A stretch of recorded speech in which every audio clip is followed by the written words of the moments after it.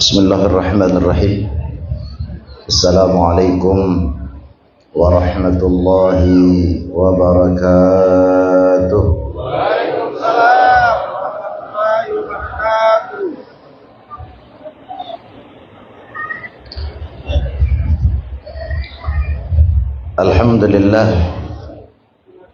Alhamdulillahilladzi arsala bil huda wa dini haqqin Mustafa Ahmada wa lahun taqa min khalqihi wa majjada wa lam yu'azzam mislu Taha Ahmada wa salatu wassalamu ala khairil wara sayyidina wa maulana Muhammad وعلى آله الكرام الشرفاء وأصحابه أهل الصدق والوفاء ومن تبعهم بإحسان من يومنا هذا إلى يوم يبعث حيا. أما بعد، Sadatina al-kiram yang sama-sama kita ta'zimi, muliakan dan hormati, segenap para habaib, para masyayikh, para sepuh, para asatid, wabil khusus yang hadir pada kesempatan yang mulia ini. Mohon maaf, mungkin tidak bisa saya sebutkan satu persatu. Sebagai perwakilan tentunya yang sama-sama kita muliakan Sahibul Bait,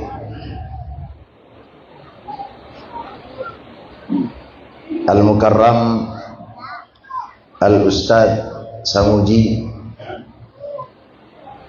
kemudian juga termasuk daripada pengurus Musalla Al-Hamra Fadilatul Ustadz Jauhari Maknun, dan tentunya yang sama-sama kita banggakan Ketua Panitia Peringatan Maulid Nabi besar Muhammad sallallahu alaihi wasallam, Bapak Ustaz Arifin.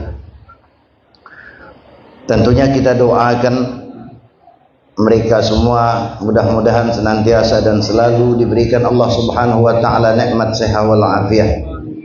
Mudah-mudahan Allah panjangkan umur mereka dan Allah Subhanahu wa taala berikan kepada mereka kebahagiaan dunia dan akhirat. Yang sama-sama kita muliakan Sultan kita, Sultan Mahmud Melvin bin Abu Bakar Al-Qadri, juga hadir bersama kita tamu mulia kita Bapak Rusdi Edi Kamtono, dan saya kira masih banyak di antara aparatur pemerintah, para hadirin hadirat, Bapak Ibu undangan yang insya Allah tidaklah Allah kumpulkan kita semua di tempat yang mulia ini. Mudah-mudahan ini adalah petanda bahwa kita adalah orang-orang yang berhak untuk mendapatkan syafaat baginda Nabi kita Muhammad sallallahu alaihi wasallam. Amin ya rabbal alamin. Bapak Ibu yang dirahmati Allah Subhanahu wa taala, pertama-tama tentunya kita bersyukur kepada Allah Subhanahu wa taala. Terlalu banyak kenikmatan yang Allah hadirkan di tengah-tengah kita, khususnya pada siang hari ini. Pada hari ini kita diberikan nikmat oleh Allah untuk dapat berkumpul bersama-sama merayakan hari kelahiran junjungan kita Nabi besar Muhammad sallallahu alaihi wasallam. Sesuatu yang saya kira merupakan keharusan bagi kita, karena kita tahu dan sadar tidak ada satu kemuliaan pun yang kita peroleh atau kita dapatkan di dunia, bahkan hingga kemuliaan di akhirat kelak nanti, kecuali satu-satunya sumber kebahagiaan itu datang daripada sosok yang kita peringati hari lahirnya pada siang hari. Dia adalah Nabi kita Muhammad sallallahu alaihi wasallam yang akhlak, kepribadian, perangai telah diceritakan oleh Allah Subhanahu wa taala di dalam Al-Qur'an. Saya kira cukup itu sebagai dalil akan kebesaran, keagungan daripada Nabi kita Muhammad sallallahu alaihi wasallam. Dan kita juga bersyukur kepada Allah bahwa tanpa kita pinta, tanpa kita harus mendaftar, kita semua tercatat dan terlahir menjadi umat Nabi besar Muhammad sallallahu alaihi wasallam. Ini saya kira bagian di antara kenikmatan yang mungkin kita anggap biasa saja. Kita baru menganggap bahwa nikmat besar itu ketika kita memiliki harta. Kita menganggap kenikmatan besar itu ketika kita diberikan jabatan. Kita menganggap kenikmatan besar itu ketika kita memiliki apa yang kita inginkan dari dunia ini. Tapi ketahuilah, sebenarnya kenikmatan yang terbesar di antara kenikmatan-kenikmatan yang Allah berikan adalah kenikmatan menjadi umat Nabi besar Muhammad sallallahu alaihi wasallam. Karena secara tidak langsung bahwa kita sudah dinyatakan oleh Allah menjadi sebaik-baik umat, dan tidak gampang dan tidak mudah memperoleh gelar sebaik-baik umat ini. Padahal kita belum beramal, padahal kita tahu apa yang kita lakukan dengan ibadah kita, padahal kita tahu betul betapa banyak kekurangan dan kesalahan kita. Tapi Allah sudah labelkan untuk kita, kuntum khaira ummatin ukhrijat linnas.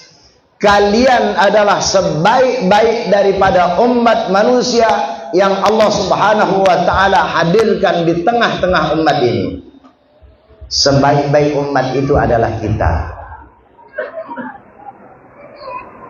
Kalau kenikmatan besar ini kita dapatkan dan kita sadar bukan karena amal ibadah kita, tapi karena ada hubungannya kita dengan manusia yang kita peringati, yaitu Nabi Muhammad SAW.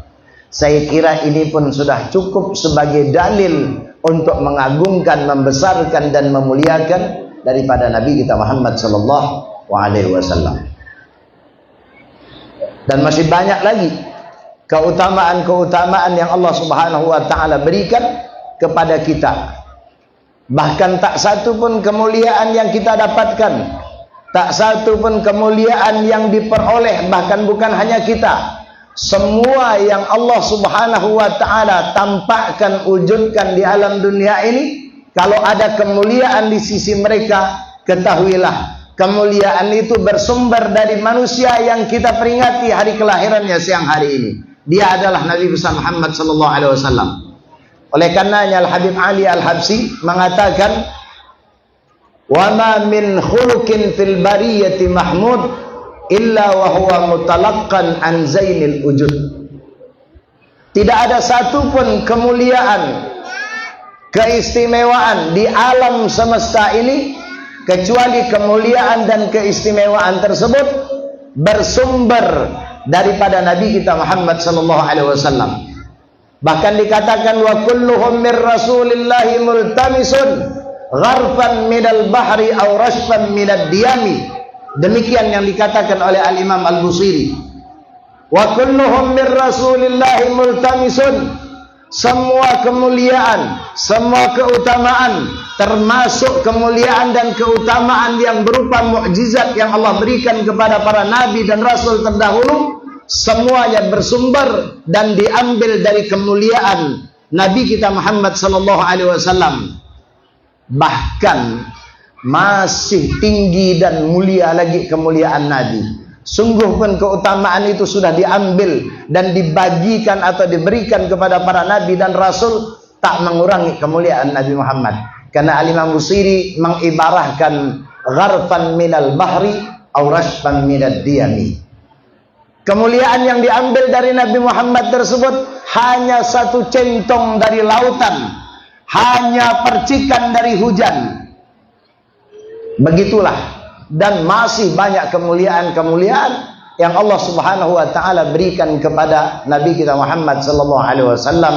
Dan sekali lagi alhamdulillah, tidak satu pun kemuliaan itu kecuali sebagian besarnya kita juga mendapatkan daripada kemuliaan tersebut. Ini salah satu di antara alasan kenapa kita atau para ulama-ulama kita mengajarkan kepada kita untuk memperingati daripada hari kelahiran Nabi Muhammad, agar kita sadar bahwa terlalu banyak, bahkan tak bisa untuk dihitung jasa daripada Nabi Muhammad sallallahu alaihi wasallam untuk kita. Bahkan ketika Allah Subhanahu wa taala menceritakan siapa sosok gerangan kita punya nabi ini, di antaranya Allah Subhanahu wa taala ceritakan sosok pribadi nabi kita. Bahkan sosok-sosok orang yang beruntung, yang mengikuti atau yang punya hubungan dengan Nabi kita Muhammad sallallahu alaihi wasallam, tepatnya di dalam surah Al-A'raf. Ketika Allah Subhanahu wa taala mengatakan alladzina yattabi'una ar-rasulan nabiyyal ummi, Allah menceritakan manusia yang kita peringati hari lahirnya. Apa kata Allah? Alladzina yattabi'una ar-rasulan nabiyyal ummi. Orang-orang yang kemudian mengikuti akan jejak daripada seorang ar-rasul, yaitu Nabi Muhammad sallallahu alaihi wasallam, yang statusnya juga an-nabi, sebagai seorang nabi. Al-ummi, yang disematkan oleh Allah dengan sifat al-um. Kalau kita belajar fikih, ketika kita belajar rukun salat terkait dengan qiraatul Fatihah, di antara syarat orang yang berhak menjadi imam, alla yakuna ummiyan, hendaknya imam tersebut tidak ummi. Dijelaskan oleh ulama fikih apa itu ummi. Ummi itu diantaranya man lam yuhsin qiraatul Fatihah, orang yang tak memiliki kemampuan yang baik untuk membaca daripada surah Al-Fatihah. Bahkan di antara ulama juga termasuk dalam kategori ummi ibdalu harfin biharfin, mengganti satu huruf dengan huruf yang lain. Kalimat ummi yang dimaknai dengan makna yang saya sebutkan tadi, itu dalam pembahasan ilmu fikih lebih umumnya. Tapi ummi yang dimaksudkan oleh Allah Subhanahu wa taala di dalam ayat ini, dan ummi yang dinisbatkan kepada Nabi kita Nabi Muhammad, maka maknanya bukan orang yang tak baik di dalam membaca Fatihah, tapi maknanya adalah sosok yang tidak bisa membaca dan menulis. Sebagian masyarakat kita agak kurang terima kalau nabinya digelari dengan tak bisa baca dan tulis. Dan ini berangkat dari kecintaan mereka kepada Nabi Muhammad. Secara kecintaannya bagus. Saking cintanya dia kepada Nabi Muhammad, tidak rela dia, tidak mau dia kalau nabinya disifati dengan sifat ummi, yaitu tidak bisa membaca dan menulis. Maka kalau hari ini kita punya pemahaman itu, buang pemahaman itu. Karena sifat ummi yang maknanya tak bisa membaca dan menulis, ketika dinisbatkan kepada Nabi Muhammad akan berbeda dengan kalimat yang sama kalau dinisbatkan kepada kita. Ulama memberikan dua jawaban. Ini kita taklim. Ulama memberikan dua jawaban. Kalimat ummi tadi yang sebagian kita, dan ini saya tidak menyalahkan kalau ada orang awam tidak terima, tidak mungkin Nabi itu tidak bisa baca tulis. Karena itu ungkapan bukan dia ungkapan senangnya, cintanya kepada Nabi Muhammad, sehingga tidak rela dia kalau sifat itu dinisbatkan kepada Nabi Muhammad. Tapi ketahuilah bahwa yang dimaksudkan oleh Allah tidak sebagaimana yang kita maksudkan. Maka dalam hal ini ulama memberikan dua jawaban. Kalimat ummi yang Allah sematkan kepada Nabi Muhammad, khususnya pada ayat ini, ketika Allah mengatakan alladzina yattabi'una ar-rasulan nabiyyal ummi, kalimat ummi adalah sifat yang Allah Subhanahu wa taala sematkan kepada nabi kita Nabi Muhammad dalam rangka persiapan yang dipersiapkan oleh Allah untuk menjawab tuduhan kalau nanti ada tuduhan terhadap Nabi Muhammad sallallahu alaihi wasallam. Ternyata Allah yang Maha tahu. Tuduhan tersebut telah terbukti. Banyak kalau kita buka media sosial, banyak orang mengatakan bahwa Al-Quran bukan firman Allah. Al-Quran karya buatan karangan Nabi Muhammad. Walaupun kita bersyukur ucapan itu tidak keluar dari seorang muslim. Tapi kan ada bahwa Al-Quran daori, Al-Quran itu karya Nabi Muhammad. Maka kalau hari ini ada orang yang mengatakan bahwa Al-Quran yang kita baca adalah karya karangan buatan Nabi Muhammad, kalimat ummi yang Allah sematkan kepada Nabi Muhammad, jawaban terhadap tuduhan tersebut. Kenapa? Karena Nabi kalau dikatakan yang ngarang, yang buat Al-Quran, Nabi tak bisa baca, tak bisa tulis. Bagaimana bisa Al-Quran ada wujudnya dengan sifat Nabi yang kemudian tak bisa baca, tak bisa tulis? Jauh sebelumnya sudah Allah persiapkan jawaban untuk Nabi Muhammad. Kalau nanti ada orang beranggapan, berkeyakinan Al-Quran adalah karangan buatan Nabi Muhammad. Itu jawaban pertama kata ulama. Yang kedua, kata ulama, sifat ummi itu adalah sifat yang berbeda. Kalau dinisbatkan kepada Nabi Muhammad dengan sifat ummi, dengan makna yang sama ketika dinisbatkan kepada kita. Apalagi zamannya berbeda. Di zaman Nabi Muhammad, bahkan sebelum Nabi Muhammad, orang-orang zaman dahulu, mereka adalah orang-orang yang jenius, cerdas, pintar. Sehingga mereka tidak perlu untuk mencatat atau menulis untuk dalam rangka mengingat apa yang mereka hafal. Tapi mereka cukup dengan akal. Sehingga zaman Nabi, bahkan sebelum Nabi, orang itu dianggap bodoh kalau mengandalkan baca dan tulis. Karena zaman itu orang mengandalkan hafalan. Beda dengan zaman kita. Hari ini kalau ada orang tak bisa baca nulis, spontan kita katakan bodoh. Beda dengan zaman Nabi. Kenapa? Karena hari ini kita semuanya mengandalkan baca dan tulis. Zaman Nabi ribuan syair dihafal di kepala. Maka di zaman sahabat ketika Nabi dapat wahyu, khususnya Sayyidina Zaid bin Sabit, salah satu di antara sahabat yang membukukan Al-Quran, itu sekali saja Nabi Muhammad kemudian mendiktekannya, tidak pernah nanya lagi.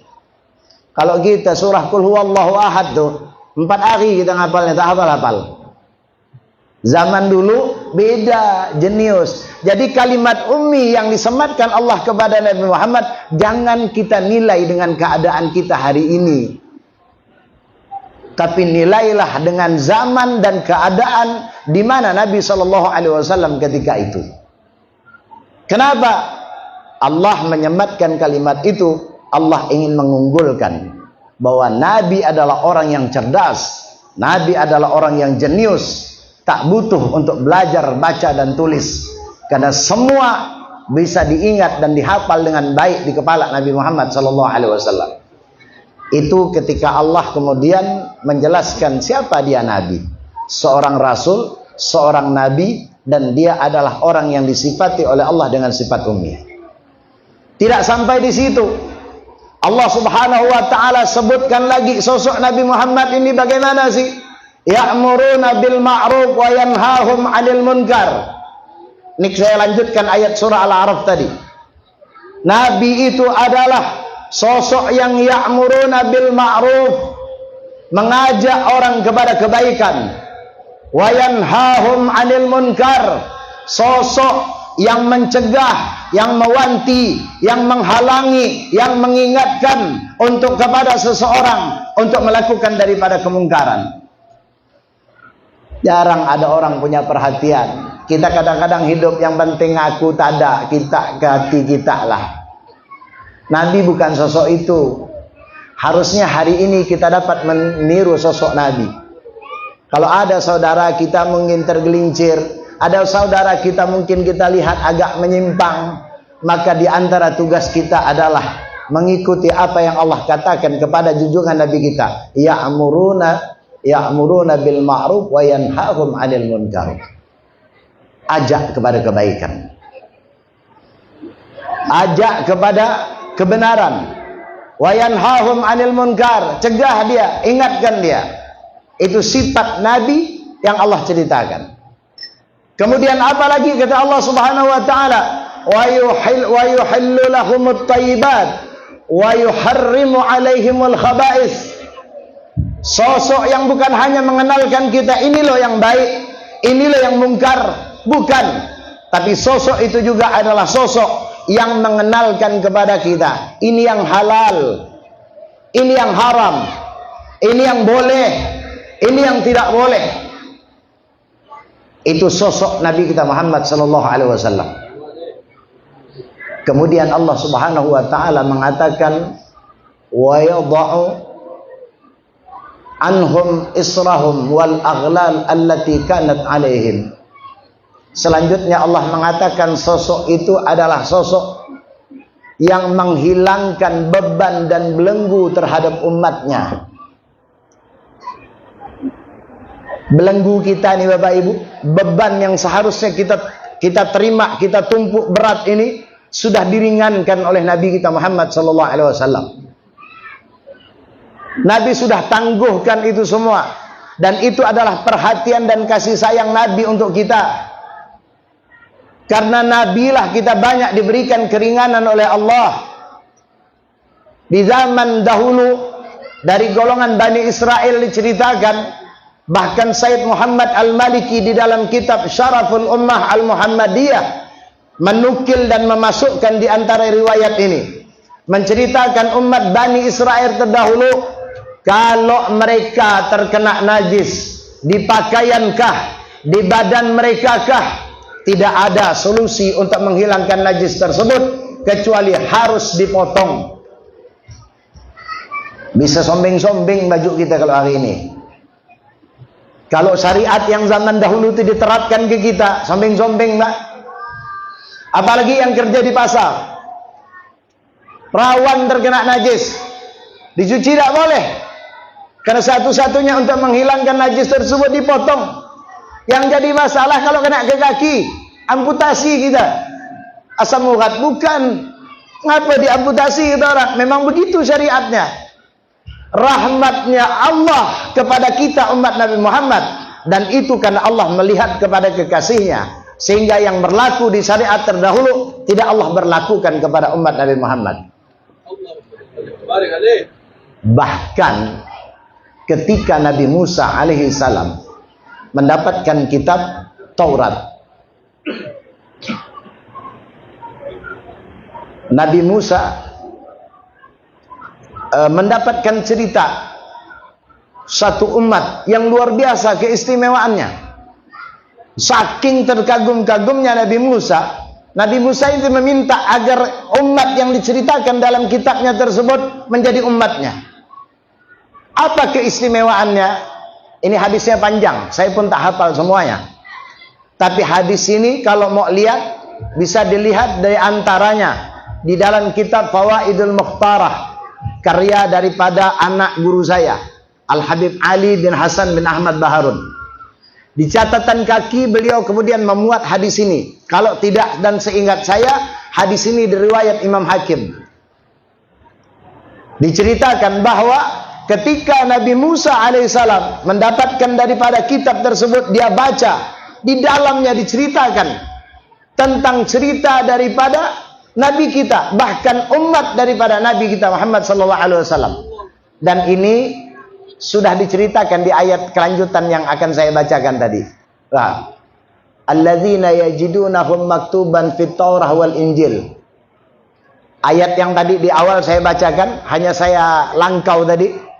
Alladzina yattabi'una ar-rasulan nabiyil ummi alladzi yajidunahu maktuban fit Taurat wal Injil. Jadi kisah Nabi Muhammad ini bukan di Quran saja. Saking hebatnya kita punya Nabi, di Taurat dan di Injil sudah diceritakan. Dan itu Al-Quran yang hari ini boleh kita cek, yang mengatakan bahwa kisah, cerita, nama Nabi Muhammad sudah terukir dan tertulis di dalam kitab-kitab sebelumnya, di antaranya kitab Taurat dan Injil. Maka ketika Nabi Musa alaihissalam di dalam riwayat Imam Hakim melihat keistimewaan umat, di antara keistimewaan tersebut dikatakan idza hamma bihasanatin wa lam ya'malha lam yuktab minas sayyi'ah. Satu umat yang luar biasa hebatnya, kalau berniat untuk melakukan kebaikan, walaupun kebaikan tersebut tak dilakukannya, Allah catat satu kebaikan. Ini modal niat saja kaya. Nah, cuman kata ulama, jangan pula niat yang memang disengajakan tak melakukan. Ada orang insya Allah Melayu, tahu insya Allah Melayu. Pergi ke? Insya Allah tak ada tu. Ah, itu malaikat lebih tahu ya. Tak dicatat malaikat tu, biar 1000 kali dia berniat. Artinya dia berniat sungguh-sungguh untuk melakukan kebaikan karena suatu hal, kesibukankah, lupakah, atau hal-hal yang lain sehingga tak terlaksana sesuatu yang diniatkan. Tetap sebagai keistimewaan umat Nabi Muhammad, Allah berikan satu kebaikan. Wa in amilaha, kalau kemudian sesuatu yang baik tadi yang diniatkan ternyata terlaksana, terwujud, berapa yang Allah balas? Kataballahu lahu asyru hasanat. Allah akan balas untuk yang melakukan kebaikan tersebut 10 kebaikan. Ini kata Nabi Musa, hebat betul ini umat. Bahwa berniat saja tak dilaksanakan tetap dapat 1. Giliran dilakukannya 10. Hebat ini umat. Nabi Musa akan memandang umat yang diceritakan dalam kitabnya tersebut adalah umat yang hebat. Nabi Musa mengatakan, ya Rabb, ij'al ummati. Ya Allah, tolong jadikan umat yang kau ceritakan ini jadi umatku. Apa kata Allah subhanahu wa ta'ala dalam riwayat tersebut? Mengatakan, ya Musa, tilka ummati Ahmad. Wahai Musa, itu adalah umatnya Ahmad. Saya sengaja bawakan dengan kalimat Ahmad. Biasanya ada orang kalau ceramah tilka umat Muhammad. Karena dalam riwayat Imam Hakim ini menggunakan kalimat Ahmad. Karena di dalam kitab Taurat Injil itu nama Nabi kita lebih populernya disebut dengan Ahmad. Kalau Al-Quran kan cuma satu yang nyebut dengan nama Ahmad. Min ba'dihi ismuhu Ahmad. Selain itu Nabi kita Nabi Muhammad selalu disebut dengan Muhammad. Namun di dalam kitab Taurat Injil, bahkan di antara ulama mengatakan Ahmad itu adalah nama yang masyhur li ahli sama. Para malaikat lebih mengenal Nabi Muhammad dengan nama Ahmad. Maka dalam riwayat tersebut karena diceritakan dalam kitab yang diturunkan kepada Nabi Musa, maka yang dipakai adalah kalimat Ahmad. Tapi maksudnya adalah Muhammad. Kata Allah, wahai Musa, itu umatnya Nabi Muhammad. Nabi Musa baca lagi. Luar biasa, bukan satu saja kehebatannya. Wa idza hamma bi sayyi'atin wa lam ya'malha lam yuktab minas sayyi'ah. Kalau umat ini berniat melakukan keburukan, melakukan hal-hal yang tak baik, namun tidak terlaksana, subhanallah, sayangnya Allah dengan umat ini tak Allah catat sebagai keburukan. Tak Allah catat sebagai dosa kalau tak dilaksanakan walaupun sudah niat. Wa in amilaha, kalaupun niat pekerjaan yang tak baik tersebut yang dia niatkan ternyata dia lakukan juga, maka Allah mengatakan, kata Nabi Muhammad mengatakan, kataballahu lahu sayyi'ah wahidah. Allah hanya akan catat satu saja. Kan beda dengan kebaikan tadi. Kebaikan tak terlaksana tetap dicatat satu. Kalau terlaksana balasannya 10. Tapi kalau keburukan tak dilaksanakan, tak Allah catat. Kalaupun harus dilakukannya, Allah catat cuma satu. Ini hebat betul kata Nabi Musa. Ini umat luar biasa. Kemudian Nabi Musa lagi-lagi meminta kepada Allah, ya Rabb, ij'alha ummati. Ya Allah, jadikan ini umat sebagai umatku. Lagi-lagi Allah mengatakan, ya Musa, tilka ummati Ahmad. Wahai Musa, itu adalah umatnya Nabi Muhammad. Dalam riwayat yang panjang, setelah berkali-kali Nabi Musa alaihissalam meminta kepada Allah, setelah melihat keutamaan dari umat tersebut, meminta untuk dijadikan umatnya, Allah tak berikan kepada Nabi Musa. Bahkan terakhir Nabi Musa mengatakan kepada Allah, ya Rabb, kalau demikian ya Allah, kalau tahu kau berikan umat itu menjadi umatku ya Allah, ij'alli ummata Muhammad, jadikan aku ya Allah, kata Nabi Musa, untuk menjadi umat Nabi Muhammad. Kurang hebat apa Nabi Musa itu? Nabi Musa itu salah satu di antara nabi dan rasul yang disebut dengan ulul azmi. Ceritanya diabadikan dalam Al-Quran. Keistimewaan mukjizatnya luar biasa. Masih lagi ingin meminta untuk menjadi umat Nabi Muhammad. Kenapa? Saking besar dan mulia serta istimewanya umat Nabi Muhammad. Tapi itu pun tak Allah kabulkan. Bahkan Allah, kalau bahasa kita, menegurkan kepada Nabi Musa. Teguran ini Allah catat di dalam Al-Quranul Karim. Apa kata Allah? Ya Musa, inni istafaituka 'alan nasi bi risalati wa bi kalami. Wahai Musa, aku telah pilih engkau di antara manusia untuk membawa risalahku. Kujadikan engkau menjadi seorang rasul. Wa bi kalami, engkau adalah orang yang kupilih untuk berbicara langsung di dunia bersamaku. Tak ada nabi pun yang berbicara langsung di dunia dengan Allah kecuali Nabi Musa. Wa kallamallahu Musa taklima. Terakhir Allah Subhanahu wa taala mengatakan, fakhudh ma ataituka wa kun minasyakirin. Wahai Musa, keutamaan yang sudah kuberikan kepadamu, ambillah itu sebagai keutamaan. Wa kun minasyakirin, dan jadilah engkau hamba yang pandai bersyukur. Nabi Musa minta tak diberikan, kemudian diingatkan oleh Allah, jadilah kau pandai hamba yang bersyukur. Kita ini diberikan tak minta. Kan tak pernah nyalek kita jadi umat Nabi Muhammad. Pernah nyalek jadi umat Nabi Muhammad? Enggak. Tak pernah daftar kita. Bahkan tak pernah terbesit. Terlahir alhamdulillah jadi umat Nabi Muhammad. Maka ini kenikmatan besar Bapak Ibu yang harus kita jaga. Tidak ada keberuntungan yang diperoleh seorang hamba di dunia, bahkan keberuntungan di akhirat, yang terlepas daripada Nabi Muhammad SAW. Tidak ada. Kalau ada orang mendapat keberuntungan di dunia dan di akhirat, tapi keberuntungan itu berlepas dari Nabi Muhammad, itu mustahil. Kalaupun itu orang sebut dengan keberuntungan, itu adalah keberuntungan yang semu, yang sifatnya sementara. Karena keberuntungan yang abadi, yang hakiki, ketika kita punya hubungan dengan manusia yang kita peringati hari kelahirannya pada siang hari ini. Maka setelah Allah menceritakan sosok Nabi Muhammad tersebut, yang terakhir, wa yadha'una anhum israhum wal aghlal allati kanat 'alaihim, kemudian Allah perintahkan kepada kita, sekaligus Allah proklamirkan kepada kita, agar kita punya hubungan, punya sambungan, punya ikatan kepada kita punya Nabi.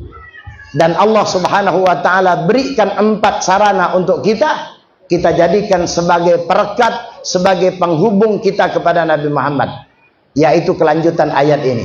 Apa kata Allah? Falladzina amanu bihi wa azzaruhu wa nasaruhu wattaba'un nural ladzi unzila ma'ahu. Orang yang beruntung itu adalah orang yang punya hubungan kepada Nabi Muhammad SAW. Yaitu kata Allah yang pertama, falladzina amanu bihi. Siapa orang yang beruntung? Yaitu orang yang beriman kepada Nabi Muhammad.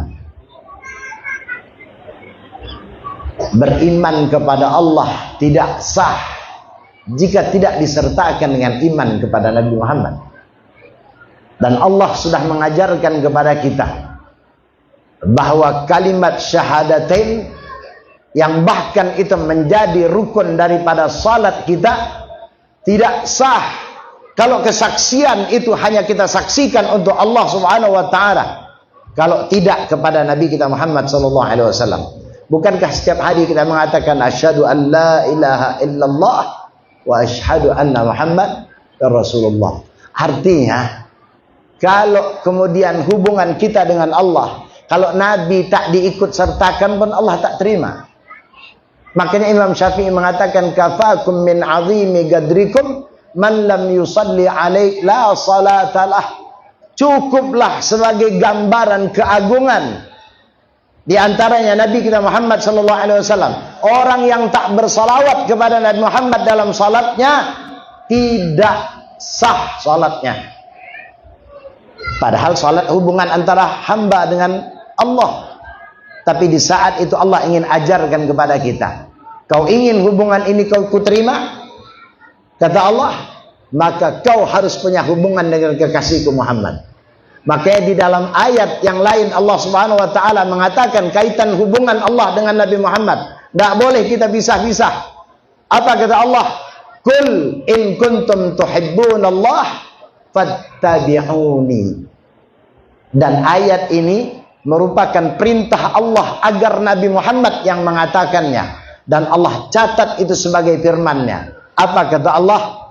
Qul, wahai Muhammad, katakan kepada mereka umatmu, in kuntum tuhibbunallah, kalau mereka betul-betul mencintai Allah, fattabi'uni, ikuti aku, ikuti Nabi Muhammad sallallahu alaihi wasallam, yuhibbukumullah, baru kita mendapatkan kecintaan Allah. Itu yang saya katakan, tidak ada kemuliaan yang kelak bahkan hari ini kita peroleh kecuali sumbernya adalah Nabi kita Muhammad sallallahu alaihi wasallam. Itu yang pertama. Bahkan kecintaan kita, imannya kita kepada Nabi Muhammad dijadikan oleh Allah sebagai barometer keimanan kita. Bukankah Nabi pernah berkata, la yu'minu ahadukum hatta akuna ahabbu ilaih min nafsi wa waladihi wa walidayhi wan nasi ajma'in. Tidak sempurna iman seseorang, kata Nabi, sehingga aku lebih dia cintai. Dari siapa? Dari dirinya, dari anaknya, dari kedua orang tuanya, bahkan dari seluruh umat manusia. Jadi artinya apa? Setelah kecintaan kepada Allah, tidak ada yang berhak untuk kita cintai kecuali Nabi Muhammad. Sampai-sampai Allah jadikan kecintaan kita kepadanya barometer nilai keimanan kita. Alhamdulillah Bapak Ibu, ini adalah bagian dari bukti bahwa kita cinta, bahwa kita beriman kepada Nabi Muhammad sallallahu alaihi wasallam. Maka yang pertama insya Allah kita masuk. Mudah-mudahan kenikmatan iman kepada Nabi Muhammad ini tak dicabut oleh Allah Subhanahu wa taala sampai akhir hayat kita. Yang kedua, selesai 4 ini selesai saya ceramah. Agak cepat nih ya. Berapa menit lagi? Setengah jam. Masih lumayan. Masih bisa bernapas. Mohon maaf Pak ini Sultan. Yang kedua, orang yang beruntung. Ini firman Allah. Saya tak bawakan hadis hari ini. Saya bawakan ayat Allah yang menceritakan tentang Nabi Muhammad. Dan itu sekaligus reklame dari Allah agar kita mengikutinya, agar kita tak jauh dengan Nabi Muhammad, agar kita masuk dalam salah satu kelompok ini. Yang pertama kata Allah, "Falladzina amanu bihi." Yang kedua, siapa orang yang beruntung? Wa nasaruhu wa azzaruhu. Mohon maaf, dalam ayat ini susunan begitu. Falladzina amanu bihi wa azzaruhu. Yang kedua, orang yang beruntung itu adalah orang yang azzaruhu, kata Allah. Ai azzamuhu wa waqaruhu, kata ulama tafsir. Azzaruhu itu adalah mengagungkan, memuliakan, membesarkan. Orang-orang yang beruntung adalah orang yang mengagungkan, membesarkan, memuliakan daripada Nabi Muhammad SAW. Dan sekali lagi, ini pun juga perkumpulan kita siang hari panas-panas ini, bagian di antara pengagungan kita kepada Nabi kita Muhammad SAW. Nabi, Allah ajarkan agar kita mengagungkan Nabi Muhammad. Mohon maaf, akhir-akhir ini sudah mulai ada hal-hal yang menggerus. Memang tidak langsung, tapi itu kalau kita biarkan Bapak Ibu, itu nanti akan mengurangi ta'zimnya kita, pengagungan kita kepada Nabi Muhammad. Dimulai kadang-kadang membenci ulama. Hati-hati, mereka pewaris Nabi. Secara tidak langsung nanti kita benci kepada Nabi. Dan itu yang ditebar oleh orang-orang hari ini. Hati-hati. Kalau kita ingin beruntung, tanamkan dalam hati kita mengagungkan, membesarkan Nabi Muhammad. Dan itu perintah Allah. Bahkan dalam ayat lain Allah katakan, la taj'alu du'a ar-rasul bainakum ka du'a'i ba'dikum ba'da. Jangan sekali-kali kau panggil itu Nabi, kata Allah, sebagaimana kalian memanggil sebagian yang lain. Manggil saja Allah ajarkan kepada kita. Hari ini ada orang kadang-kadang ditaruh nak Sayyid saja tidak mau. Sayyidina Muhammad saya tidak mau, pakainya Muhammad saja. Padahal ulama-ulama kita khususnya Ahlussunnah wal Jamaah, kalau bahkan tidak menyebutkan nama Nabi Muhammad kecuali akan disertakan dengan Sayyidina Muhammad. Kenapa? Ulama kita ngajarkan agar kita mengagungi, mentakzimkan, membesarkan Nabi Muhammad. Karena makna Sayyid adalah tuan, yang kalau dalam bahasa kita itu adalah panggilan untuk mengagungkan seseorang. Tidak usahkan kepada Nabi Muhammad, kepada orang yang di atasan kita saja kita dianjurkan untuk mengagungkan. Dianjurkan. Bapak kita sepaling tidak kita panggil bapak. Dan itu adalah istilah untuk menghormati orang tua. Tidak kita panggil dengan namanya. Apalagi Nabi Muhammad. Orang hari ini kadang-kadang Muhammad ketika itu, wah bahaya ini. Tidak salah, haram, tidak. Cuman tidak beradab. Dan dikhawatirkan kalau terus demikian, tak ada pengagungan dalam dirinya kepada Nabi Muhammad. Dan kita khawatir Allah keluarkan dari kelompok orang-orang yang beruntung. Karena kata Allah, orang-orang yang beruntung itu adalah orang-orang wa'azzaruhu. Hari ini kadang-kadang ada aliran, kan tak boleh pakai Sayyidina. Bahkan Allahumma salli ala Sayyidina Muhammad, ahlu sunnah. Kalau tak ada Sayyidinanya, berarti bukan ahlu sunnah. Kan begitu. Sampai muncul ciri itu. Kita manggil Nabi Muhammad dengan Sayyidina Muhammad, itu pengagungan. Dan Nabi pun berbicara. Nabi pernah menisbatkan kok kalimat Sayyidina kepada beliau. Bukankah Nabi pernah berkata, ana sayyidu waladi Adam wala fakhar. Aku, kata Nabi, adalah pemimpin anak cucu Adam, tuan, panglima dari anak cucu Adam. Wala fakhar, aku ucapkan ini, kata Nabi, bukan untuk kesombongan, tapi ini anugerah yang Allah berikan kepada Nabi Muhammad. Bahkan Nabi Muhammad mengatakan, Adam faman dunahu tahta liwa'i yaumal qiyamah. Adam dan orang-orang setelahnya kelak nanti di akhir kiamat di bawah benderaku. Nabi nisbatkan kalimat sayyid kepada dirinya. Bahkan Nabi bukan hanya menisbatkan kalimat sayyid yang diwaspadai orang tersebut, dianggap menambah-nambah dan sebagainya. Nabi pernah menisbatkan kepada cucu beliau. Bukankah Nabi juga berkata kepada Sayyidina Hasan dan Husain, Al-Hasan wal Husain sayyida syababi ahlil jannah. Hasan dan Husain, kata Rasulullah, adalah dua pemuda daripada surga, pemimpin dari dua pemuda surga. Nah, ini kadang-kadang hati-hati ya. Aliran-aliran ini salah satu. Saya tidak menyalahkan, silakan mau aliran apapun, tapi jangan sampai iman kita dianjurkan untuk mengagungkan Nabi Muhammad. Dan alhamdulillah Bapak Ibu yang dirahmati Allah Subhanahu wa taala, hari ini kita masih diberikan Allah keimanan, pentakziman kepada beliau. Dan ini adalah bukti yang kita lakukan. Alhamdulillah masyarakat kita, Ahlussunnah wal Jamaah khususnya, adalah orang-orang yang masih menjunjung tinggi kemuliaan. Karena memang itu perintah dari Allah. Dan ulama-ulama kita telah mengajarkan. Kenapa? Karena mereka sudah merasakan keberkahan, kebahagiaan dari buah pentakziman mereka kepada junjungan Nabi Muhammad sallallahu alaihi wasallam. Yang ketiga, orang yang beruntung itu kata Allah, orang yang punya hubungan kepada Nabi Muhammad. Hubungan dalam bentuk apa? Allah katakan wa nasaruhu falladzina amanu bihi wa azzaruhu. Yang ketiga, wa nasaruhu, orang-orang yang membantu perjuangan Nabi Muhammad. Orang yang beruntung itu orang yang pernah andil dalam perjuangan agama Nabi Muhammad. Dimulai zaman sahabat, ada di antara sahabat yang andil dalam perjuangan Nabi Muhammad, ikut berperang sehingga syahid. Ada pula di antara sahabat yang berjuang dengan hartanya.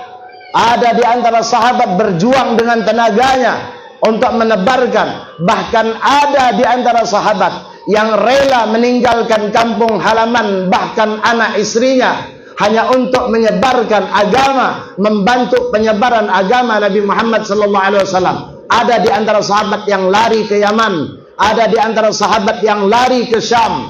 Untuk apa? Itu semua mereka lakukan dalam rangka wa nasaruhu, untuk menjadi orang-orang yang membantu perjuangan Nabi Muhammad. Sampailah kepada kita hari ini.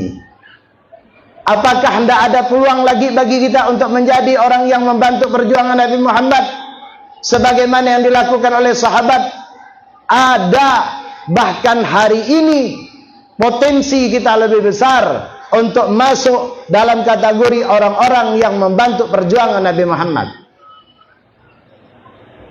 Ustadz dengan keilmuannya ajarkan kepada anak-anak sehingga anak-anak kita kenal akhlak Nabi Muhammad, kenal dan tahu syariat Nabi Muhammad, ngerti salat, ngerti puasa. Maka apa yang dilakukan oleh ustadz tersebut adalah bagian daripada membantu perjuangan Nabi Muhammad.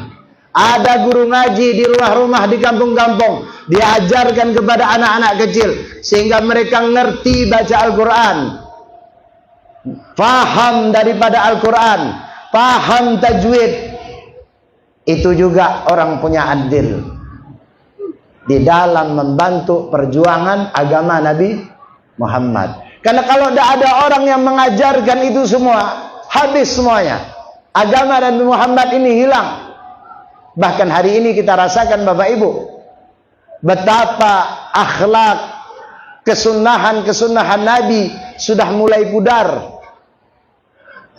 Kenapa? Itu tadi jarang sudah ditampilkan bagaimana sosok Nabi Muhammad. Karena kalau tak mondok sulit untuk mendapatkan sosok Nabi Muhammad ini. Kalau bukan acara gini-gini sulit kita dengarnya. Di TV dah jarang cerita tentang akhlak Nabi Muhammad. Di sekolah apalagi. Sehingga sementara media sosial 24 jam disodorkan kepada kita, mohon maaf, akhlak-akhlak yang tak terpuji. Coba lihat, kemarin saya lihat terakhir video, ada anak SMP yang berkelahi, kumpul dia ramai-ramai, satu orang temannya dibuli. Alhamdulillahnya bukan di tempat kita. Mudah-mudahan tidak terjadi di sini. Terjadi di sana, di luar sana, di Jawa. Ditonton, satu dipukul sampai pingsan itu anak. Yang satu lagi dibuli-buli, diucapkan dengan diejek-ejek ramai-ramai karena tidak tahan dengan bulian. Kebetulan sekolahnya tingkat 4, terjun dari tingkat 4, meninggal. Akhlak siapa yang diwarisi macam ini? Dengan saudara sendiri tidak ada kasih sayang. Padahal Rasulullah SAW mengatakan, la yu'minu ahadukum hatta tuhibbu li akhi ma tuhibbu li nafsih. Orang itu kata Nabi tak sempurna keimanan sehingga dia cinta kepada saudaranya sama dengan cinta kepada dirinya. Lah kalau sudah ditanamkan dengan anak-anak kita saling membuli, saling menghujat, saling berkelahi, itu kan bahaya. Kenapa itu terjadi? Bisa jadi itu kurangnya pendidikan agama. Maka kalau ada majelis anak-anak ngaji begini didukung. Nah, ini gurunya menjadi wanasaru, orang yang membantu perjuangan Nabi Muhammad. Bagian saya Ustaz, orang tua pun sama.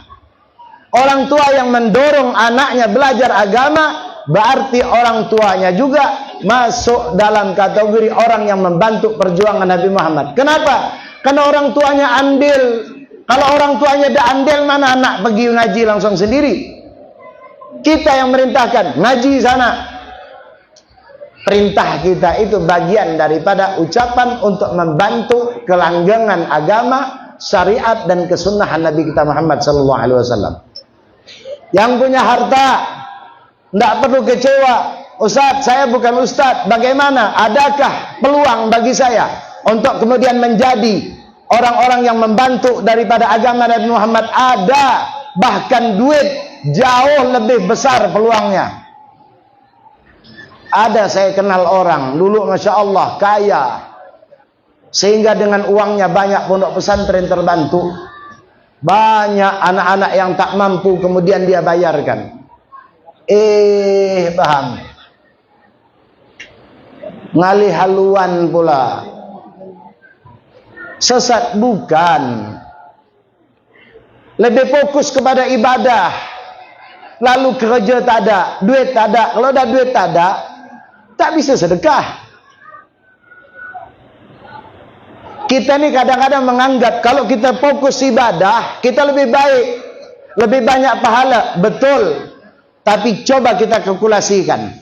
Saya orang berduit, dengan uang saya banyak pondok pesantren, madrasah, majelis terbantu, sehingga berjalan semua. Kalau yang saya bantu adalah masjid, yang saya bantu adalah madrasah, yang saya bantu adalah pesantren, selama semua itu mengalir berjalan, pahala terus mengalir kepada saya. Bahkan kalaupun saya harus meninggal, pahala tersebut tetap Allah kirimkan. Tapi kalau saya hanya rajin ibadah, tahajud, Masya Allah, ibadah, itu hanya untuk saya. Dan ibadah itu akan berhenti di saat saya wafat. Tahajud, baca Quran, bagus, bukan berarti tak boleh baca Quran. Nah, kalau kita ada potensi, ada orang kadang-kadang milih dakwah, ya Allah, tak usahlah, tinggalkan semua pekerjaan ini. Ditinggalkannya pekerjaannya. Padahal itu adalah lumbung amal dia. Dengan kekayaan dia, 3, 4, 5 pesantren terbantu. Berapa banyak santri yang kemudian memanfaatkan duit dia. Berapa banyak pahala yang seharusnya dia terima. Milih dakwah seorang pula. Dakwah seorang ni untuk seorangnya. Kecuali kalau jadi guru mungkin yang diajarkan santri ngajar lagi mungkin. Ini diantara salah. Jadi kalau kita punya duit, tetap dengan duit itu bisa jadi jalan. Nabi Muhammad itu tak sukses juga. Agamanya kemudian tidak sukses perjalanan dakwah Nabi Muhammad, kecuali diantaranya karena dibantu oleh harta. Harta siapa? Bukti kok Sayyidina Abi Bakar, Sayyidina Umar, habis hartanya. Sayyidina Abi Bakar, Sayyidina Umar, Sayyidina Khadijah istrinya, itu orang kaya semua, milioner itu ketika itu. Habis semuanya untuk perjalanan Nabi Muhammad. Lah jangan kita yang kemudian punya harta menganggap, ya Allah aku ni punya harta ya, macam mana aku ni bisa tak dapat beramal? Tidak, justru potensi yang lebih besar. Yang punya jabatan, dengan jabatannya, mau dia polisi, mau aparat pemerintah, swasta, yang punya jabatan dengan jabatannya, banyak potensi. Ibu-ibu, saya ni ibu-ibu potensi ada. Didik anaknya, arahkan anaknya, tegur anaknya, sehingga anaknya kemudian dengan arahan kita mau belajar, mau kemudian melakukan daripada hal-hal yang berkaitan dengan agama, juga potensi buat kita. Semua kita Bapak Ibu punya potensi untuk menjadi pembantu agama Nabi Muhammad. Dan Allah sudah tegaskan dalam Al-Quran, kullu ya'malu ala syakilatih farabbukum a'lamu biman huwa ahda sabila. Allah sudah katakan, wahai Muhammad, katakan kepada mereka, silakan mereka berbuat sesuai dengan profesi mereka. Nanti terakhir Allah yang menentukan. Jadi saya yang ceramah, saya yang menjadi guru, belum tentu di hadapan Allah lebih tinggi dari orang yang mungkin mengeluarkan hartanya untuk agama. Ada orang yang dengan jabatan dia pergunakan untuk agama. Semua kita punya potensi. Petani punya potensi. Apa saja kita punya potensi untuk menjadi pembantu agama Nabi Muhammad. Nah, ini potensi-potensi yang ada ini perlu dibantu. Di sini ada madrasah, ada ini. Sekolahkan anak-anak kita. Kenalkan mereka kepada Nabi Muhammad. Dan itu yang membuat kita bahagia, Bapak Ibu. Tidak ada bahagia. Andai kata kita punya anak kaya semua, bahagia sesaat, Bapak Ibu. Sampai masanya tua, kita sudah batuk-batuk, sakit sudah sering datang ke rumah kita, jasad kita sudah lemah. Pada saat itu mungkin harta yang dibawa anak kita sudah tidak membahagiakan kita lagi. Dia bawakan makanan yang enak, kita dah tak bisa makan. Asam urat dah luar biasa. Ginjal dah hampir nak gagal. Macam-macam. Jantung dah tak bagus. Apa masih bahagia kita kalau dibawakan anak kita kemudian duit yang banyak? Enggak. Di saat itu yang kita butuhkan adalah anak yang mengabdi, membantu, memperhatikan, menyenangkan kita. Anak-anak yang macam ini baru kita dapatkan kalau kita kenalkan mereka kepada agama. Jangan pernah berharap anak kita berbakti, perhatian dengan kita kalau dari masa kecilnya tak kita kenalkan dengan agama. Jangan pernah berharap. Wajar kalau kita dikecewakan anak kita. Kenapa? Karena di waktu kecil anak kita, kita tak pernah memperhatikan mereka. Maka mumpung ada madrasah, mumpung ada pengajian, titipkan. Mumpung ada pondok pesantren, titipkan. Titipkan anak kita. Mohon maaf, apalagi orang Madura. Orang Madura ini anak, paham? Kalau bahasa kita anti kalau tak mondok. Walau setahun, walau setengah tahun. Jarang yang tak bisa ngaji. Kalau dikatakan ada, tapi jarang. Kenapa? Karena agama sudah bagian dari kehidupan. Makanya di Pulau Madura sana, setiap rumah ada langgar di depannya. Itu menunjukkan petanda bahwa agama didepankan oleh mereka. Tidak harus jadi kiai kalau mondok, tapi mereka paham agama, mereka ngerti ngaji. Hari ini mohon maaf, kadang-kadang sudah universitas. Levelnya sudah level universitas. Baca Quran tegagap-gagap. Ada yang satu ditanya, dulu bisa Ustaz, sekarang dah lupa. La haula wala quwwata. Fitnah, bukan, demi Allah saya ini buktikan sendiri. Karena dulu tuh saya pernah ngadakan kuliah Ramadan untuk memisah mereka ini biar tahu di mana mereka letakkan. Kita tes ngaji. Udah universitas. Wah, udah semester 2, semester 3 ngaji macam mana? Dan itu problem kita semua. Kenapa? Dari kecil tak pernah kita perhatikan. Coba kita perhatikan. Anak mumpung masih kecil. Beri duit. Kalau memang harus dengan duit, dia harus rajin. Saya katakan untuk pribadi saya. Bahkan orang rumah saya kadang-kadang diturutkan betul anak-anak. Saya tidak menurunkan anak saya. Selama yang dia inginkan tidak berbahaya untuk dia, dan saya diberikan kemampuan, saya turutkan. Tapi satu yang saya pegang. Tidak boleh dia tidak nurut saya. Karena kalau tak nurut, saya, kalau bahasa Melayu ini saya bangkit dia. Kurang apa Abah? Abah sudah turutkan, ini Abah belikan, ini dah belikan. Masa ada mau ngaji? Ngaji dia. Memang masa anak-anak memang harus digitukan. Ini kita kalau baca kau bahasa Inggris, bapak belikan motor. Selesai bahasa Inggris, motor tabrak, selesai. Innalillah. Motivasi Bapak Ibu anak kita. Gurunya juga dimotivasi, jangan lupa. Jangan bekal anak dibesarkan, gurunya tak bayar bulan-bulannya. Jangan sayang mengeluarkan duit kalau untuk agama. Kalau sulit bagi kita untuk mengeluarkan, caranya gampang. Ya Allah, ini duit bukan untuk guru itu ya Allah, tapi ini adalah untuk membantu agama Nabimu. Karena agama Nabimu ini tak akan berlanjut kalau kemudian di antara anak-anak generasi muda tidak bisa membaca Al-Quran. Berikan. Ini kadang-kadang bawa naik 1000 bekalut sekampung. TPA tu, wah, naik 1000 bekalut. Dah usah paham. Ada duit bayar, tak ada ngutang. Selesai. Begitu Bapak Ibu. Karena kadang-kadang mohon maaf, kalau kita kurang perhatian dengan guru, itu efeknya, dampaknya kepada anak kita. Subhanallah. Tapi kalau kita loyal kepada gurunya, perhatian, maka anak kita Allah berikan kemudahan. Tidak ada ruginya orang berbuat baik.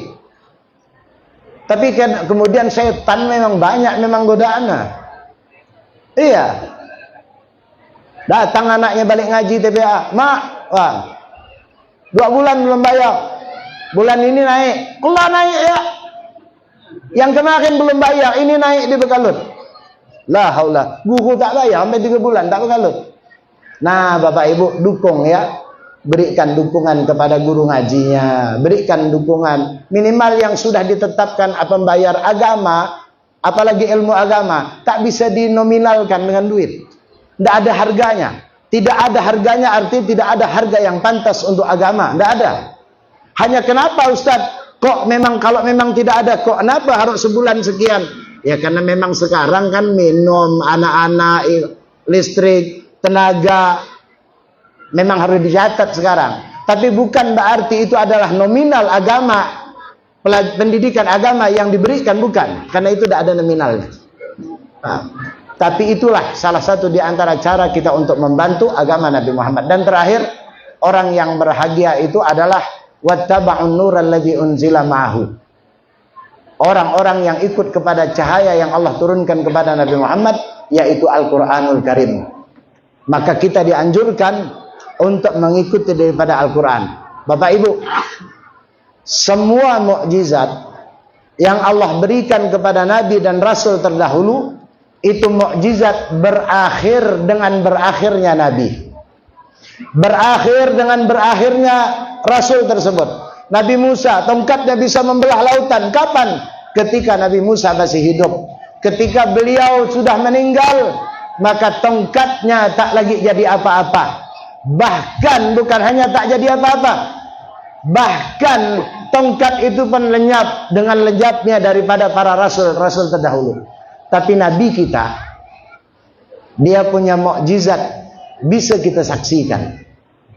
Nabi telah lama meninggalkan kita, tapi Allah abadikan mukjizatnya. Bahkan bukan hanya sebagai mukjizat yang Allah abadikan, tapi Allah jadikan sekaligus itu sebagai panutan untuk kita hidup, sebagai acuan untuk kita hidup. Makanya Rasulullah mengatakan, man ja'alal Qur'an amamahu qadahu ilal jannah. Siapa orang yang menjadikan Al-Quran di depannya, panutannya, kehidupannya, qadahu ilal jannah, maka Al-Quran akan menuntun dia ke dalam surga Allah Subhanahu wa taala.